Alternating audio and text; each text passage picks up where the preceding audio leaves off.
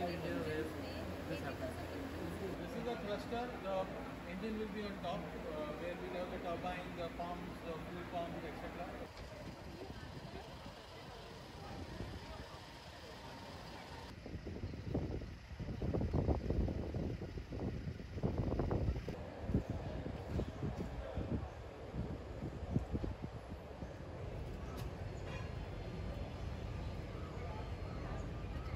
Onto the GSLV, and then of course we have the three types of Vikas engine which we make. Manufacture all the liquid propulsion engines for ISRO. We are the manufacturing arm of ISRO since 1985. Lesa, Dahlia, which are controlling the wings and the fins of the particular aircraft.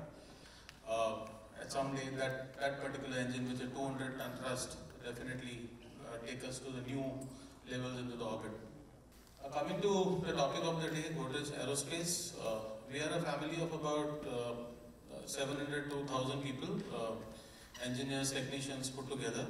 We take you through presentation sometime in terms of our 10-year plan, what are our annual plans, recycle whatever, recycle an equivalent amount of water that we, energy productivity in a period of 10 years, so by 2027. And how do you think the Make in India concept is propelling the aerospace and defense industry?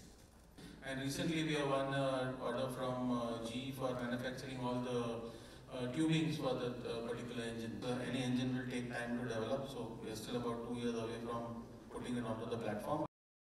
Like all of you, we are also looking forward for this Chandrayaan-3 launch. The first one was in 2008, as we all know. It was successful. The satellite could orbit the moon. The second one in 2019 was 90% successful. We lost signals with the launcher before it could land, but that's fine. We are sure this one will be successful and will bring pride and recognition to everybody who has worked for it.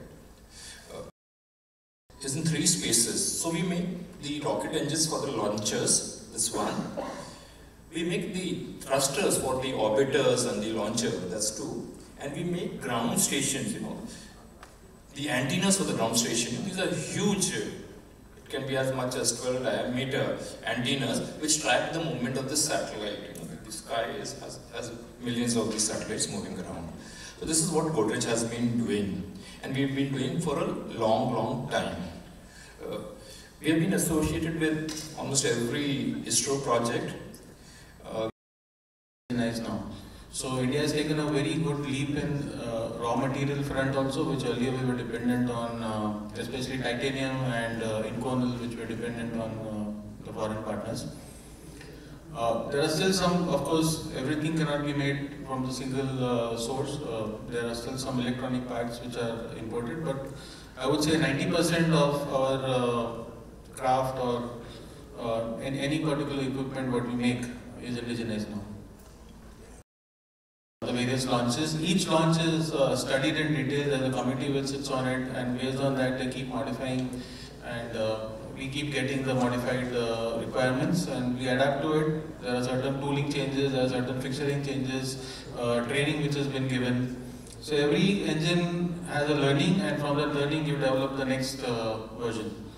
So L110, which is powering our LMP3, is the latest version of Vikas. And similarly, there are small changes in the cryo engine also.